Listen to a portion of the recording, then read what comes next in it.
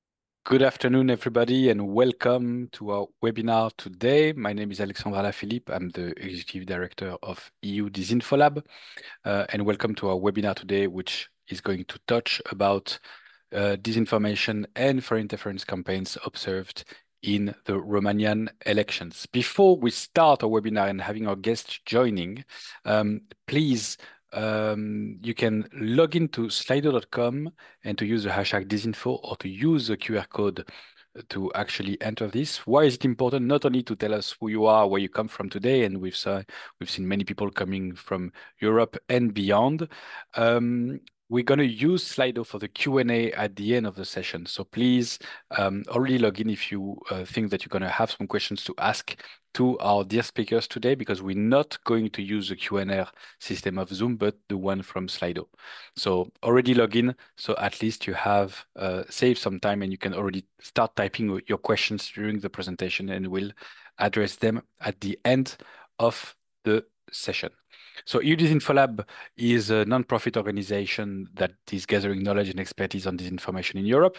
Why are we doing these webinars? We're doing these webinars on a regular basis to give voice to experts, to the people that are part of the counter-disinformation community, but also to help sharing knowledge and raise awareness around the great work that has been done by many.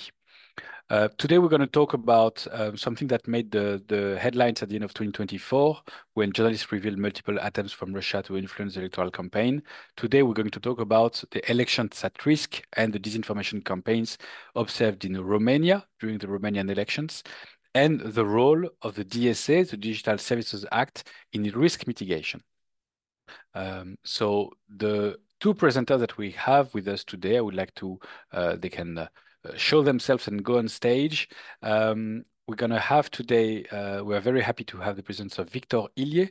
Victor is a freelance investigative reporter at snoop.ro, and Victor is a Romanian investigative journalist renowned for his undercover work and in-depth reporting on corruption and organized crime. And his investigations have delved into the activities of pickpocket networks in Copenhagen and Amsterdam, drug traffickers in Bucharest, and high-ranking officials within the Romanian Orthodox Church. And Victor has also contributed to significant international projects such as the Panama Papers. Thank you, Victor, for being with us today. We also have with us Madalina Botan. Dr. Botan teaches various courses dedicated to advancing methodologies to combat online disinformation at the SNSPA. If you don't know what SNSPA, it's very simple. SNSPA is the National School of Political and Administrative Studies, which is based in Bucharest, if I'm not mistaken, Madalina. You also contribute as a senior researcher at the Bulgarian Romania Observatory of Digital Media, so the EDMO hub for Romania, Bulgaria, called BROAD. And you also have extensive international experience in directing EU-funded projects, contributing to cost action, and you have published extensively on media effects, political trust, and digital behavior. So you are both of here today to talk about the attempts that have seen to influence the electoral campaign in Romania. We're going to start with you, Victor, about a specific campaign that you have seen, which involves advertisement. And Madalina, you will tell us more about how policy tools like the DSA and the Code of Practice can address such systemic risk, and what are the actionable steps to effectively assess and respond to emerging risks related to elections. This webinar is also recorded and available on YouTube. I'm going to leave the floor now to Victor for the first part of this presentation. Victor, the floor is yours. Hello, everyone. EU DisinfoLab, thanks for having me. We'll start by sharing my screen, first of all. I'm pretty anxious, so if you have any questions. Everything will be fine, and we can see your screen, Victor. Yeah, we'll jump over this. Can you see the entire screen? Yes, all good. Yeah, my name is Victor Ilie, as Alexandre said. I've been an investigative reporter for the last 15 years here in Romania. And over the last 2 years, I've been, as a side job, I've been watching online ads, particularly a Russian ad company, a native advertising company, which is called AdNow. Everything started 2 years ago with a data leak, a financial data leak from a Romanian TV station, the most popular one here in Romania, which is called Romania TV, Romania TV. It's a news station, particularly interesting because it's usually pushing a lot of pro-Russian narratives here, like the most popular ones. Yeah, what was interesting for me at the very beginning of this is that when I looked for this company, um, uh, they were making rounded payments monthly to this TV station, which doesn't make sense because at now it's a CPC CPM company which usually pays their clients in relation to the traffic, to the clicks. You can't pay the same amount of money monthly to no one in this kind of business. And I've identified their clients here in Romania and not only. And most of them are publishers who are far-right publishers, conspiracy theorists, and I don't know how to call them, but it's like the worst kind of the internet you can visit. But you can reject them by just using I don't know, a browser extension like ad blocker or a no script. Yeah, we've been only able to follow. I mean, I'm more a follow the money journalist in terms of the way I usually work, and I only saw the money that the Romanian state observed ingested by the Romanian companies, which means we haven't been able to, let's say, spot Binance or PayPal or Wirecard or any other fintech payment methods, which are definitely way more popular than the traditional invoicing system as you know it. Um, Yeah, more than that, beside the follow the money part of the investigation, we've been triggered by by a scandal that involved AdNow during the pandemic. In 2021, Radio Free Europe, Fact and Furious, the Wall Street Journal, and quite a few other media outlets reported on a subsidiary of AdNow that was trying to bribe influencers in order to trash the national vaccination programs, which was very intriguing because two of the influencers who've been approached by AdNow people said publicly that they were received an insane amount of money from an anonymous client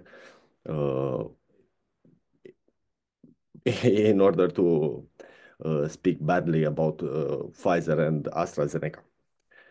And yeah, given the rounded payments and this dodgy history of AdNow, we've decided to follow their money further, and this is how we focused on their transactions between 2016 and 2022. And it was really interesting here in Romania to only see basically, yeah, the worst kind of internet, as I said. So we kind of had three directions with our investigation. The traditional one, follow the money, as I said. As you can see here, we've had quite a few directions.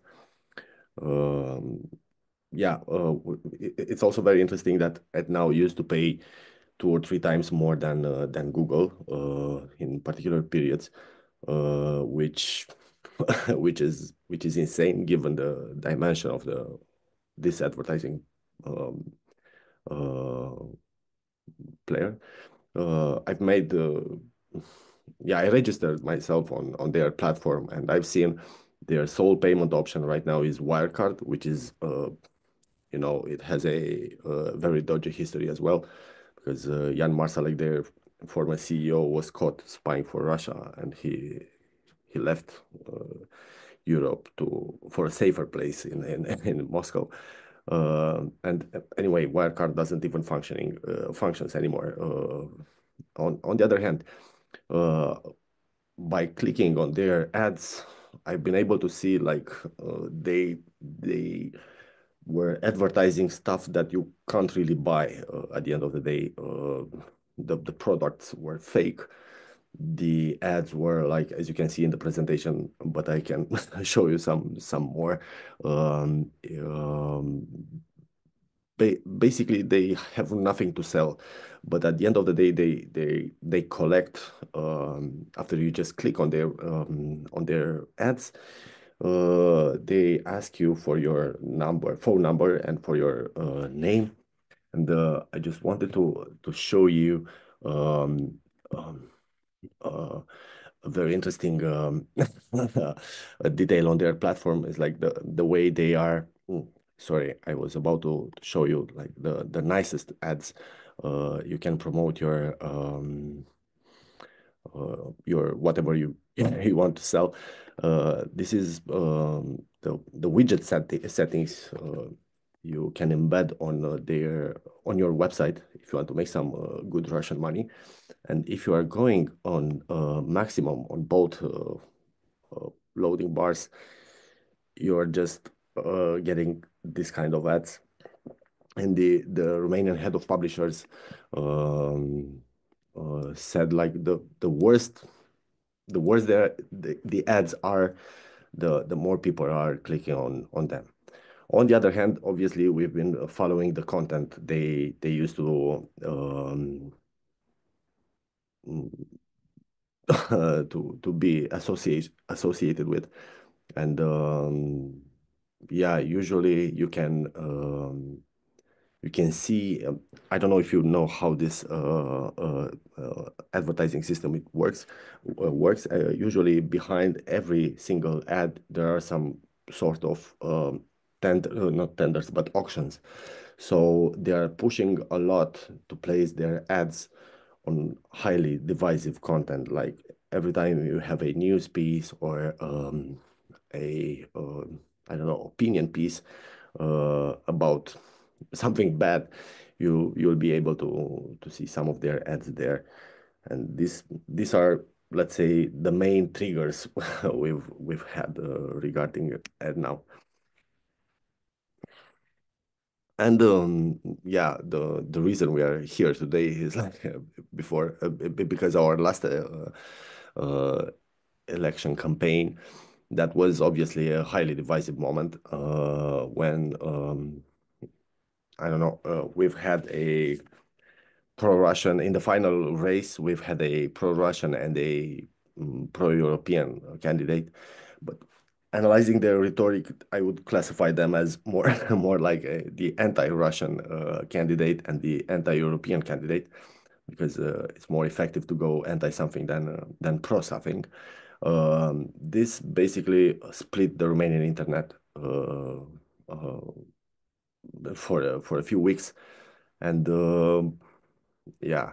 Uh, uh, what was really interesting for me, because for months I was really reluctant about my story, which is basically funded by my European funds. I was part of the global cabal, part of the matrix, to say so. And all this websites I've been following, some of them very clean in a way or another from a political point of view.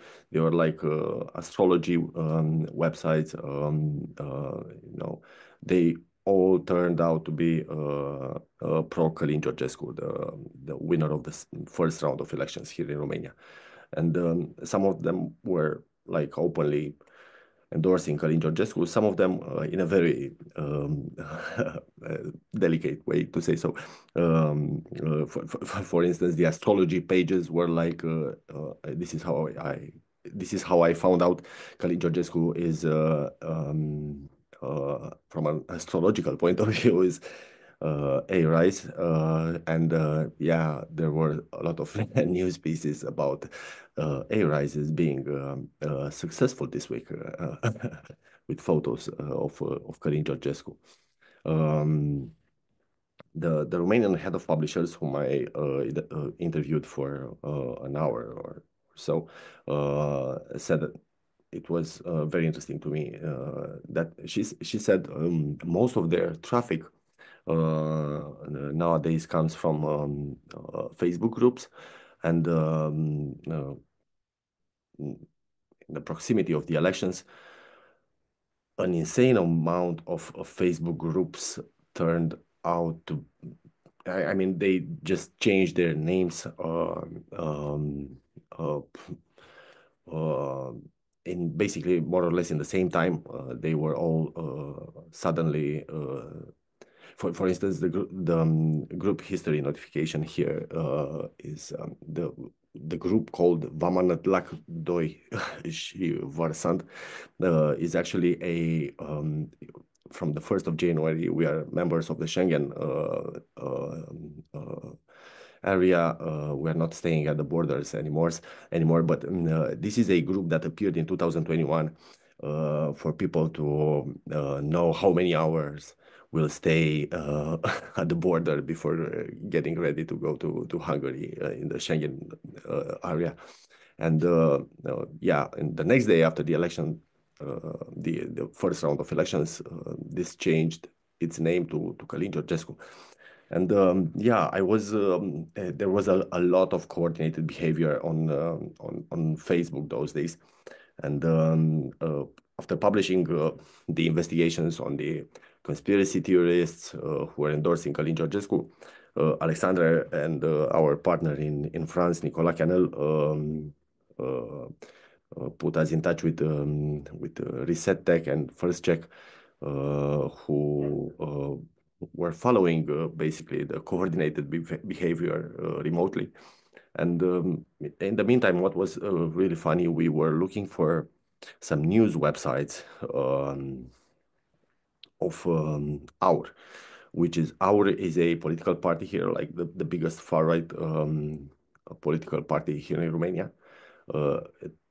they made it into the Romanian parliament a big way. And a few years ago, they've launched a plethora of news websites.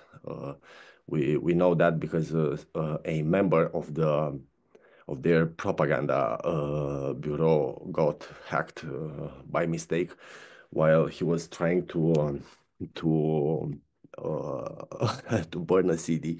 He's a pretty young dude, never burned CDs before, apparently because he used some very dodgy app that infected him. And this is how we we got some very nice access to some of his desktop files. And what was really interesting for us was that I mean he was preparing.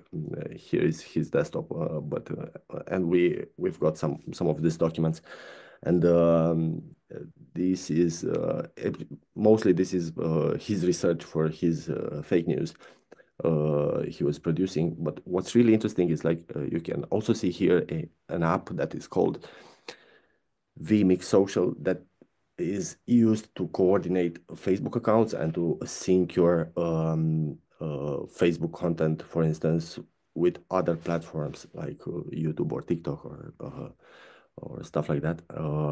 And because because he was not that smart and using a password manager, he copy pasted all of his Facebook accounts fake Facebook accounts in a document that we managed to read, and we this is how we we kind of proved their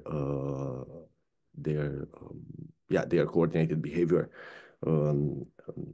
Check first and reset tech submitted a request to a comment request to Meta, but they never commented, offered a comment on this. And this is pretty intriguing. I mean, lately we've been able to see Zuckerberg is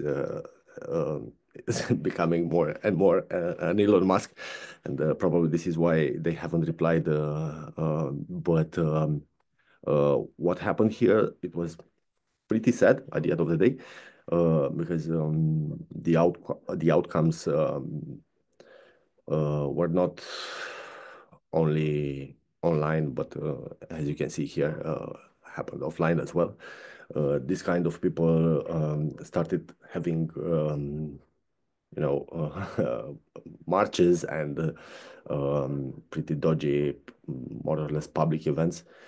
I'm part of some very dodgy Telegram groups and very dodgy Facebook groups, following some of the people in this photo or in this photo session anyway, and they tried their best to stay offline and stay under the radar of the authorities. But after the first round of elections, when the pro-Russian candidate won them in a big time manner. Yeah, they started marches, they started public gatherings, and this only happened because of a few not necessarily morally debatable moments, but but legally debatable moments. Because as you can see here in my presentation, we've had like a lot of breaches, to say so. Like the Meta's policies were really violated. The same, I can say the same about the Romanian electoral law, because some of these payments were not made according to the Romanian electoral law. In terms of transparency, at least, and definitely at the end of the day, the public interest was violated as well. So to say, so yeah, I'm not that good with public speaking. So hopefully, I've been coherent enough, Alexander. How was my timing? Any Well, questions? excellent, Victor, at almost at the minute. So I cannot say anything more. I think what we're going to do, we're going to take questions at the end of the two presentations, if that's fine. We already see some questions kicking in the Slido, so you can just stop sharing your screen, Victor. Fantastic. And I propose that we directly give the floor to Madalina, so she can go a bit deeper into also what she has seen and the implications around the regulation. Madalina, the floor is yours.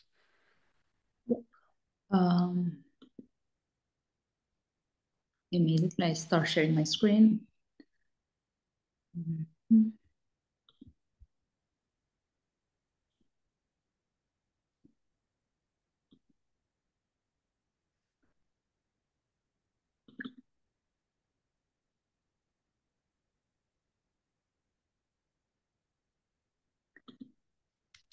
All good. We can see your screen. That's perfect. Yeah. So it was great that we had Victor to give the more insightful, more juicy part. Let's say now I will have to stick with more technical aspects, but I will not insist too much with the legal framework, even though, sorry, it's important to know that there is a legal framework, quite a robust one, actually, that needs to be applied in such cases. So without further ado, I will discuss about the two main frameworks that have very consistent implications in terms of electoral interference and who are in fact in place in order to ensure elections integrity. Those are the Code of Practice on Disinformation and the Digital Services Act. The Code of Practice on Disinformation provides a voluntary framework, and the accent, the emphasis is on voluntary, for platforms, advertisers, and stakeholders to combat disinformation during elections. So while voluntary, the code complements legally binding measures and instruments such as the Code of the Digital Services Act to ensure fair and transparent electoral processes.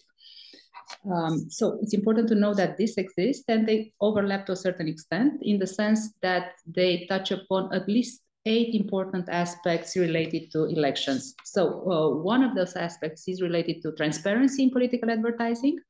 So they have provisions for transparent labels of political advertisement and also for information on sponsors and targeting of electoral advertising. Then manipulative behaviors, very important issues when it comes to elections. And they have specific provisions, both of them, both the Code and the Digital Services Act, to address coordinated inauthentic behavior. So generated from fake accounts and bot networks, so on and so forth. They are focused on reducing disinformation amplification via adjusting platforms' algorithms and putting in place moderation practices. A very hot topic right now, just like fact-checking, but maybe we'll discuss more on that later on. Also, they touch upon media literacy, the importance of media literacy, specifically related to making informed decisions during elections, cooperation and reporting, fact-checking partnership, the other hot topic.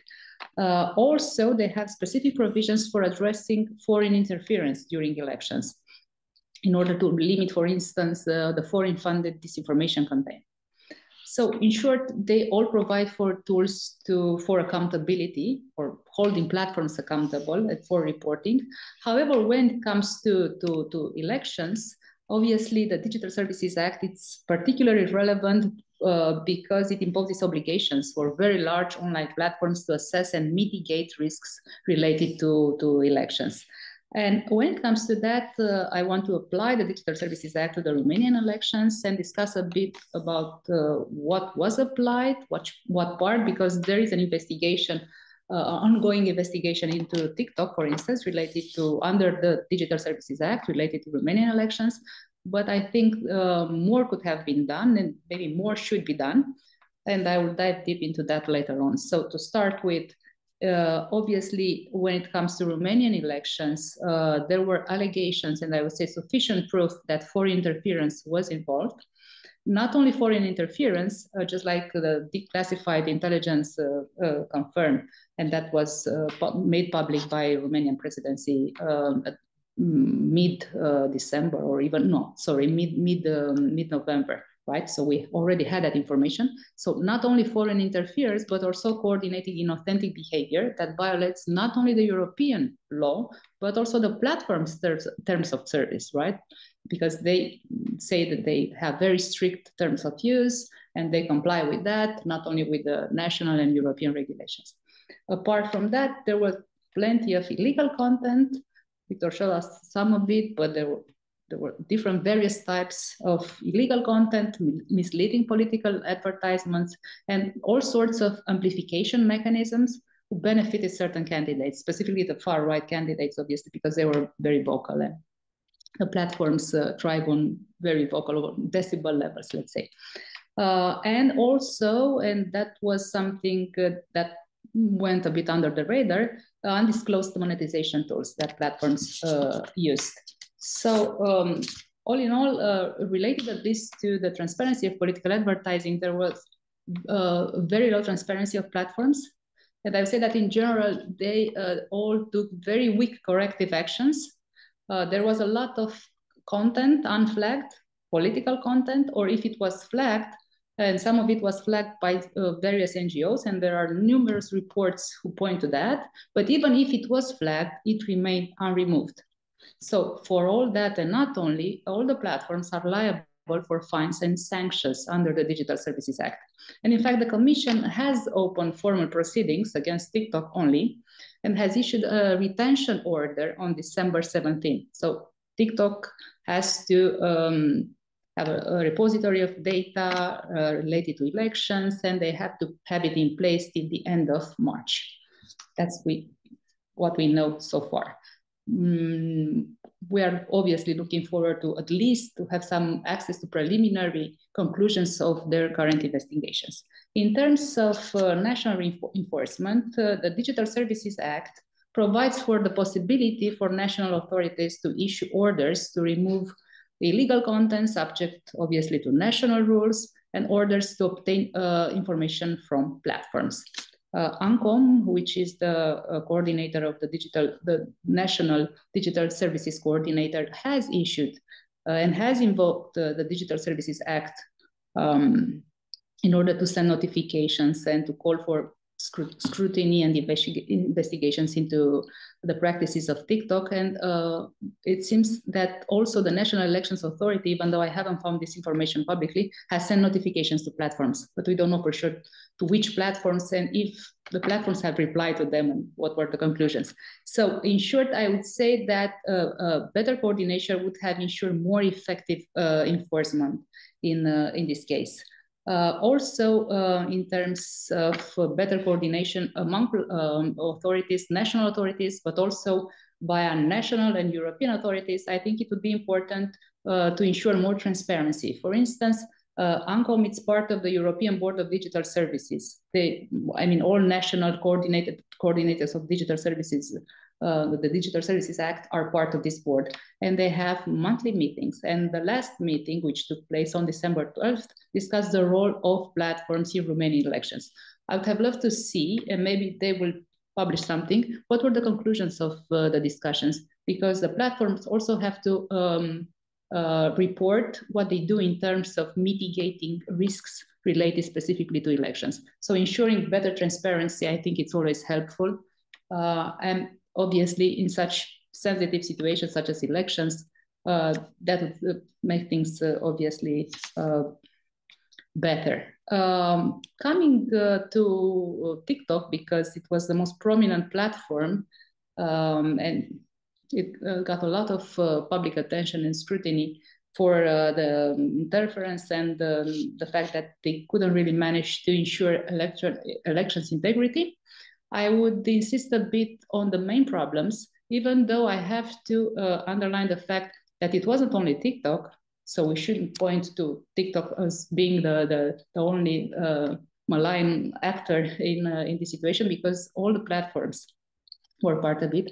And a platform which is under the radar because of the fact that it is not part of the, it's not labeled as a very large online platform. It's Telegram, and it's not labeled as such because it only has 41 million users, not 45, which is the limit for platforms to be labeled as very large online platforms. So Telegram for sure was instrumental in promoting, amplifying electoral propaganda during elections, but that's a different topic. So coming back to TikTok, obviously there were multiple issues related to TikTok and the fact that certain candidates have benefited from the amplification or the algorithmic manipulation and propaganda done via the services of TikTok. The platform has publicly disclosed the fact, but that was only the beginning of January, right? That they have disrupted 3 covert influence networks involving 4,500 almost inauthentic accounts, which is very modest, obviously. I mean, very modest intervention compared to the scale of the phenomenon. Obviously, there were more than that, and not only that. And of course, at the beginning, they haven't admitted to their platform hosting coordinated inauthentic behavior. They said it was nothing wrong, at least at the meeting that they had with the national coordinators of the Digital Services Act and also some representatives of the European Commission. But then gradually, because there was a lot of public scrutiny, they had to admit that there were issues happening on their platforms, and they were instrumental in promoting, boosting certain candidates, and also the fact that their policies related to political advertising, because they publicly say they don't accept political advertising, were ineffective. So they had to assume this partial responsibility for that. However, the problem is, and this relates to next elections, right? The problem is that the risks, the vulnerabilities are still there on the platform, and not only on TikTok, obviously. So the main risks related to elections are related, obviously, to the recommender system, and there are risks for coordinated inauthentic behavior, for automatic exploitation of the service. Again, policies related to paid for content need to be revised because they're ineffective. And when it comes to the specific case of Romanian elections, there are specific regional and linguistic aspects that have to be taken into account, because some reports, even our report, so one report from abroad, but it wasn't the only one, indicate the fact that the moderation of content was also ineffective due to linguistic aspects. So they didn't have dedicated teams, even though they have publicly said so, in order to ensure content moderation, more effective content moderation. So as I've said, the Commission has opened formal proceedings against TikTok and has issued a retention order for the information in December. But of course, they have used Article 35, which relates to specific risks to electoral processes. But there are other articles from the DSA that could and should be used by legislators if they want to hold platforms accountable in relation to elections integrity. Maybe we'll discuss more about this in the Q&A sessions. So in short, to wrap up, I would say that it's important for us as researchers, civil society representative, journalists, legislators, so all interested in electoral phenomena, to keep track with what's happening in terms of manipulation, political propaganda amplified by algorithms, new forms of disinformation, because this landscape is changing very rapidly. So the legislation and what we do as researchers and journalists should keep up the pace with that, in order to have measures and tools to analyze and to suggest public policies. So coming back to the regulatory framework, it's important to know that it exists. So that the both Code of Practice, which is voluntary, and also the Digital Services Act, which is a legally binding instrument, are very robust frameworks. They only need to be applied, but that's not easy, obviously, because there are multiple challenges. For instance, timely detection, so manipulation needs to be identified in time, very speedy, right? Because for instance, in November, TikTok, again, I pointed to TikTok, but it wasn't only TikTok, has not publicly admitted that there was something wrong on their platform. So everything needs to happen very quickly.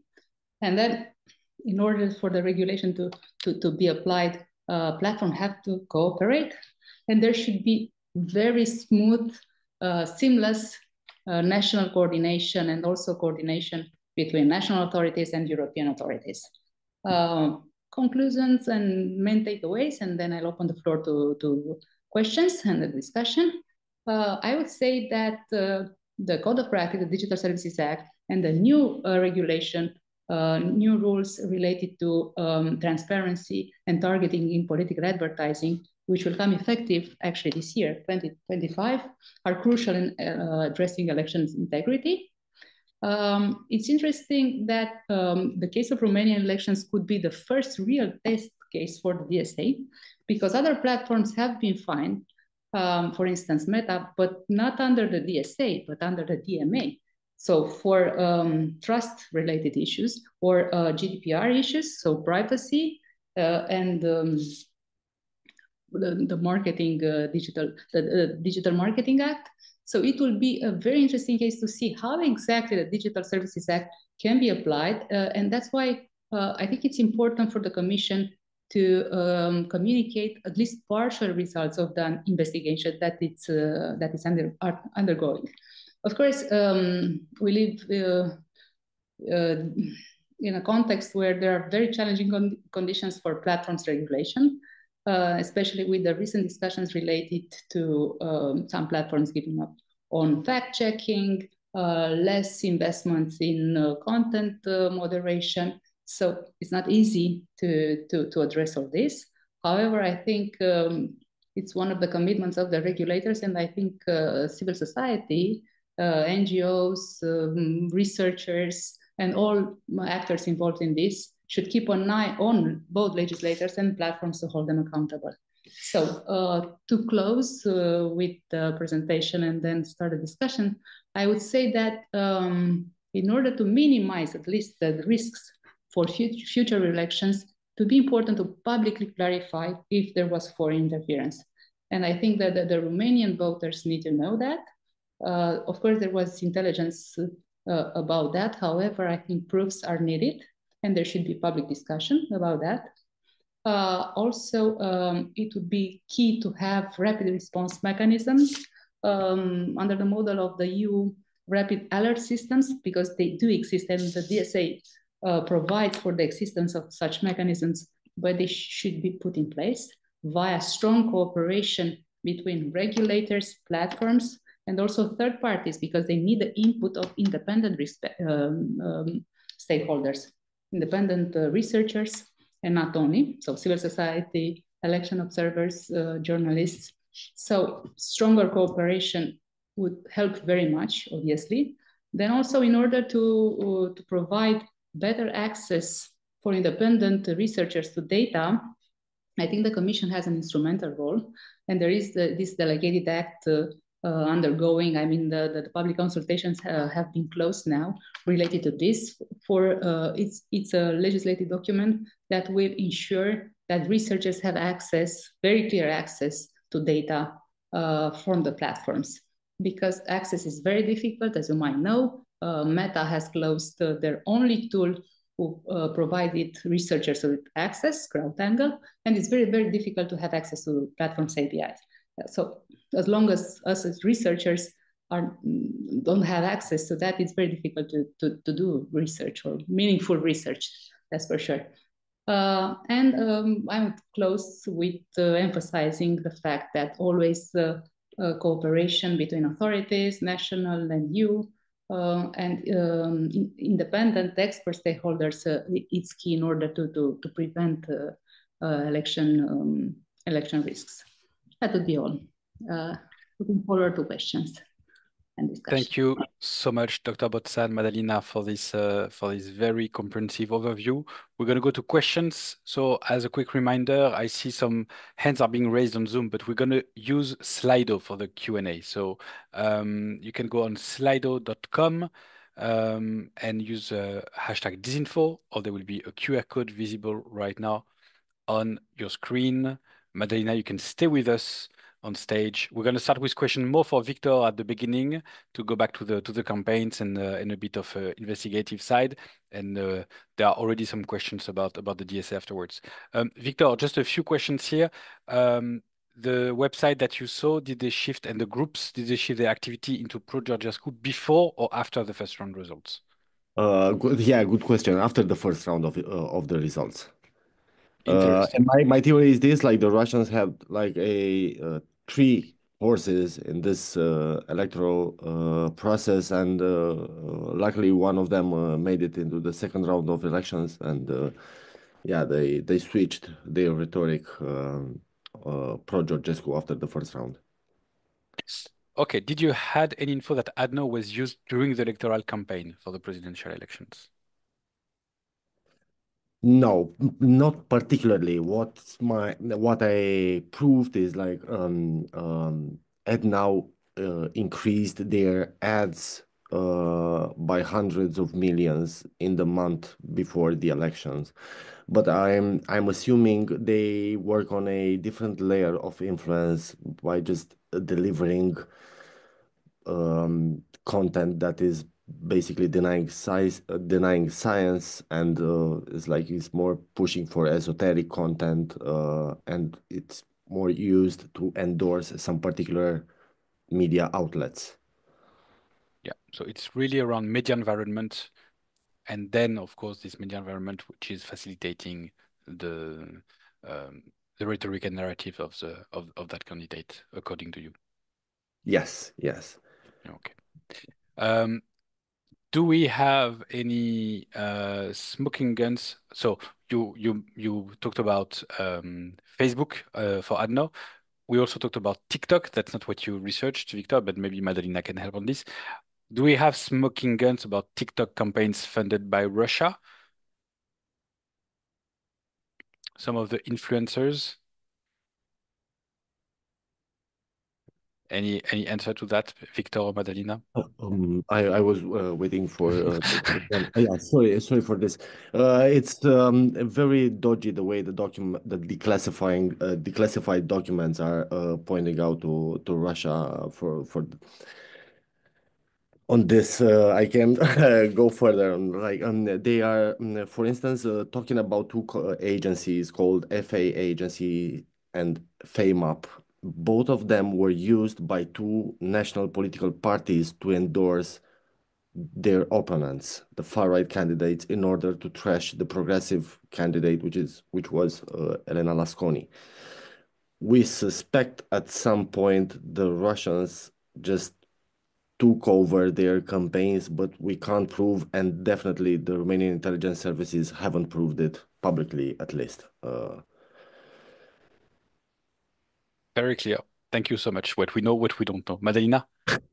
And that this is one of the topics that needs the most public scrutiny, I would say, because the Romanian public need to know what exactly happened, and the official authorities and the current investigation haven't made public any results. So we do have this declaration of the Romanian president and the intelligence in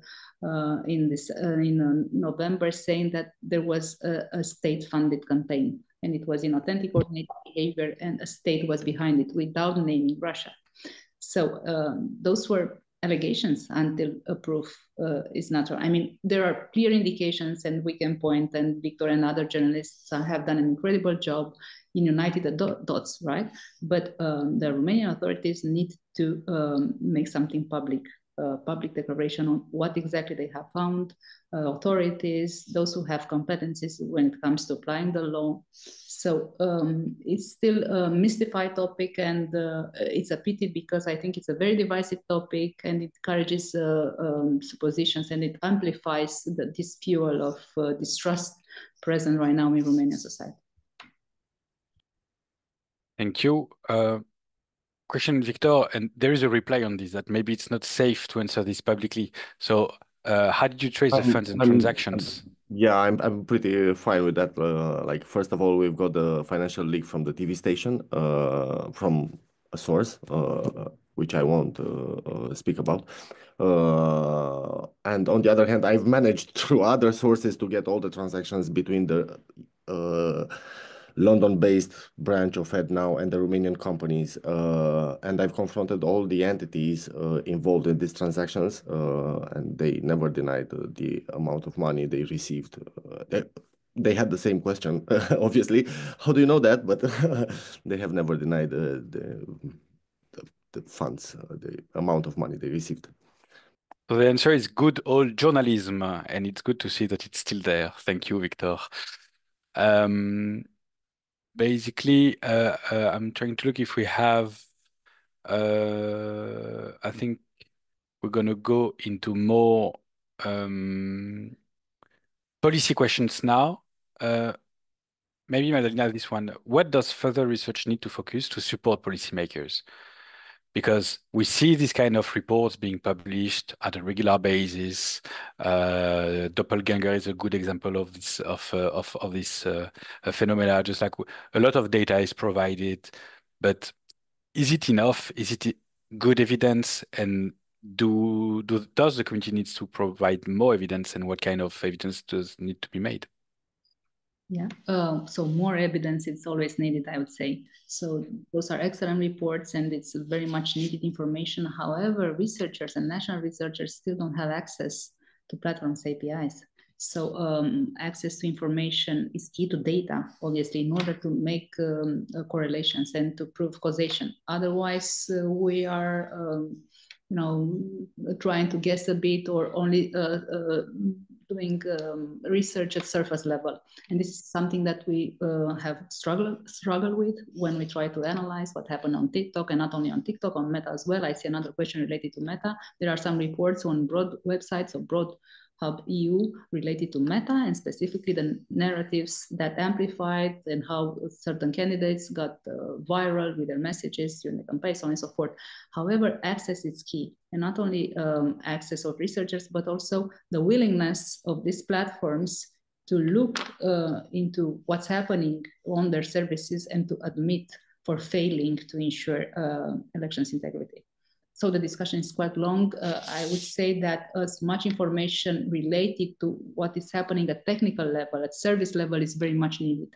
And that can only be inputted by specialists. So the more fine-grained information we have on the monetization tools on TikTok, or on community guidelines and what's happening in terms of amplifying certain narratives on meta services, that's very useful. Everything is helpful, and I think the more the better. And I still believe that we don't have sufficient information to prove causation, or to say that the Russians were instrumental, or it's far right, or so it's a mix, and clarification, public clarification are still needed. Excellent, thank you.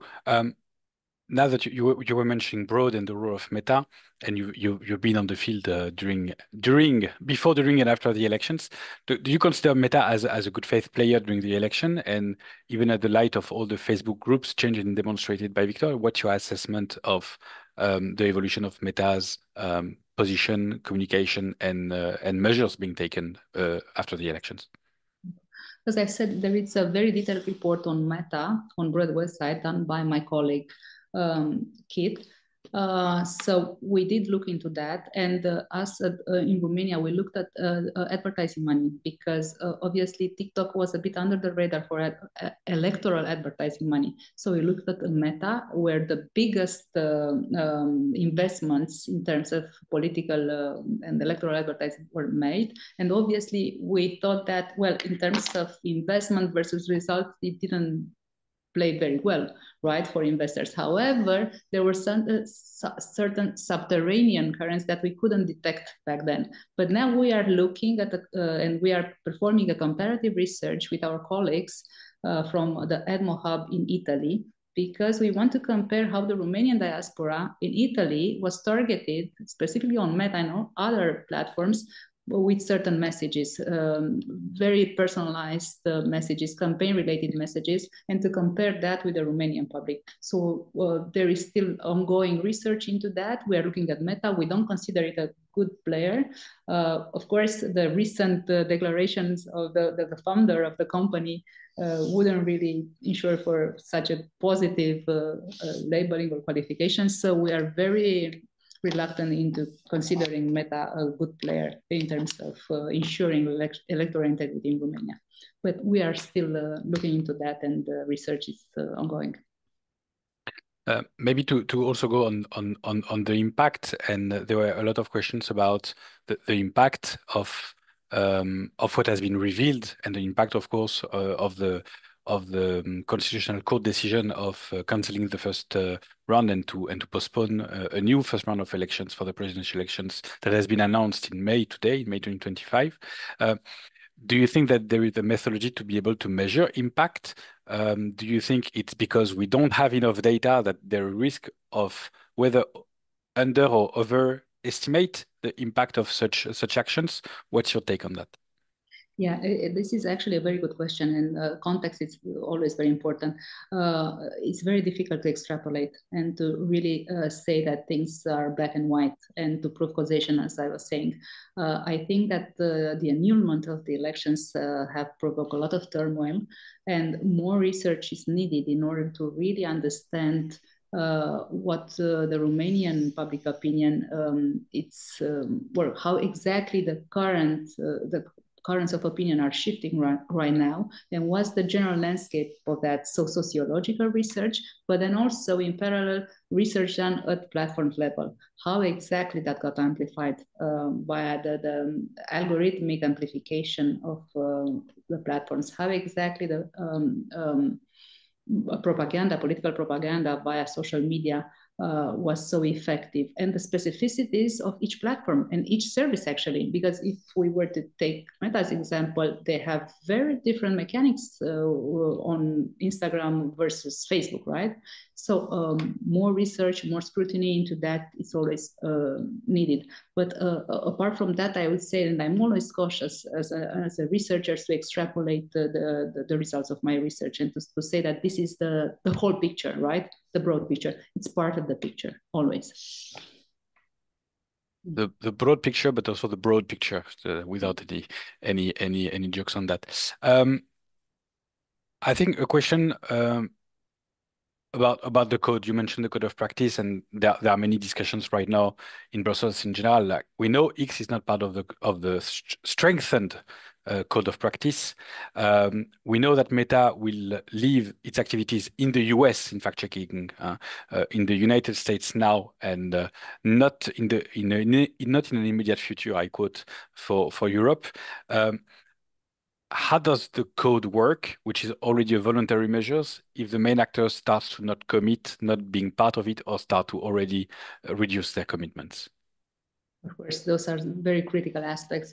I would say that the code of practice, which is, as I've said, a voluntary framework, was meant to work and to be viable for the older paradigm, let's say, when platforms were considered to have goodwill, to collaborate with researchers, regulators, and to comply with their commitments. I would say that self-regulation, it's very weak right now, and it's in a position where it's not effective if it's not complemented by some very hard core regulation. So the code of practice, it's a very valid instrument, and all the provisions are there, and it's very robust in terms of covering all possible aspects related to electoral integrity. However, if the platforms are not cooperant, obviously the applicability of the code is limited. So that's why, and it's important also to know the fact that the code of practice has become a code of conduct under the Digital Services Act. So there are some legally binding obligations of the platforms, but in order for those to be applied, European regulators and national regulators have to collaborate and be very effective. So really apply the provisions specified both in the code and the DSA, and they overlap to a large extent. They have to be ensured by hard regulation, obviously. Just a question on risk mitigation, also still for you, Madalina. And I would like, because there are multiple questions like, what kind of risk mitigation can a platform do? There is another question about what mitigation actions need to be taken now to make sure that the next round of presidential elections are better protected. But also, without looking further, there are elections in a few weeks in Germany, which is another EU country where the DSA applies. Just like, what do you think should be taken, and maybe an advice for if we have German members of the counter disinformation community in that webinar today? What kind of risk mitigation should be expected, and what should they ask maybe platforms to take care of right now as an emergency thing, because we cannot avoid to have elections being